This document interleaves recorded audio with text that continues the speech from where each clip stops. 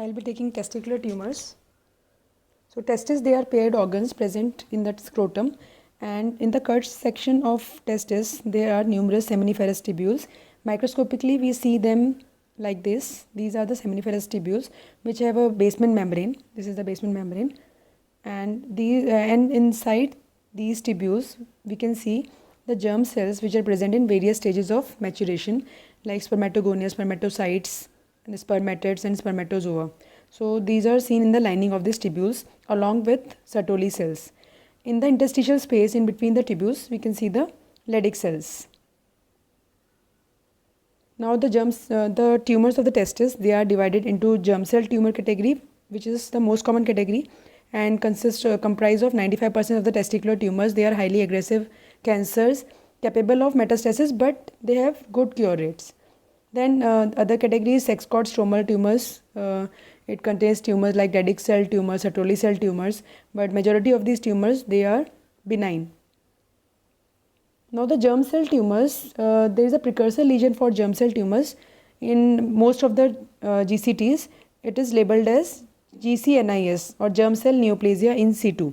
Earlier this lesion was known as ITGCN, intratubular germ cell neoplasia, but now in 2016 this term has been changed, and it is considered that most of the germ cell tumors, they arise from the germ cells in the tubules, since the germ cells, they have the totipotent potential and they can undergo malignant transformation. So they give rise to most of the germ cell tumors, excepting a few. Now this was the earlier classification of germ cell tumors, and there were seminomatous tumors and non-seminomatous tumors. But now in 2016 there has been a modification in the classification of the germ cell tumors. So there are two important categories. One is the tumors which have a precursor lesion of GCNIS, and the tumors which don't have this lesion. So GCNIS derived tumors are seminoma, yolk sac tumor, trophoblastic tumors like choriocarcinoma, and postpubertal teratoma, and teratomas developing somatic malignancies. And the other category has tumors like spermatocytic tumors, yolk sac tumor, and teratoma prepubertal type. So this has been the modification given by WHO in 2016. Now the germ cell tumors, they comprise less than 1% of the malignancies in males, and it is the most common tumor in males in the 15 to 34 years age group. There are certain risk factors for the germ cell tumors. First is cryptorchidism, which is undescended testis, then testicular dysgenesis syndromes, in which we see cryptorchidism, hypospadias, and poor quality of the sperm. If there is a strong familial history, it increases the risk for germ cell tumors.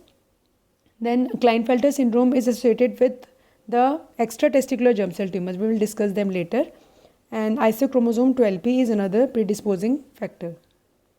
Now clinically, these germ cell tumors, they present as painless enlargement of testis, and sometimes the patient can have a dragging sensation of pain in case the tumor is large.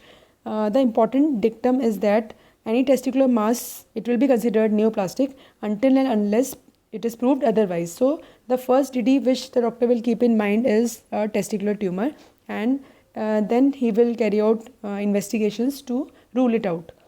Now lymphatic spread of testicular tumors, the germ cell tumors, it occurs in retroperitoneal periaortic lymph nodes. So they are the regional lymph nodes first to get involved. Then hematogenous spread, it is seen in mostly in non-seminomatous tumors. It occurs to lungs, liver, brain, and bones. Now biopsy is, this is a very important point, that biopsy is contraindicated in testis masses. We don't do biopsy, needle biopsy, and we don't do fine needle aspiration cytology in case of a testicular mass, because in case it is a neoplasm, then it will get spill to beyond the testis. So there is a risk of spillage of tumor cells and tumor seeding in different parts of the body. So biopsy and fine needle aspiration cytology is absolutely contraindicated in cases of testicular masses. Now treatment is radical osteotomy, where we remove the testis, and chemotherapy and radiotherapy are other options depending on the histologic type of the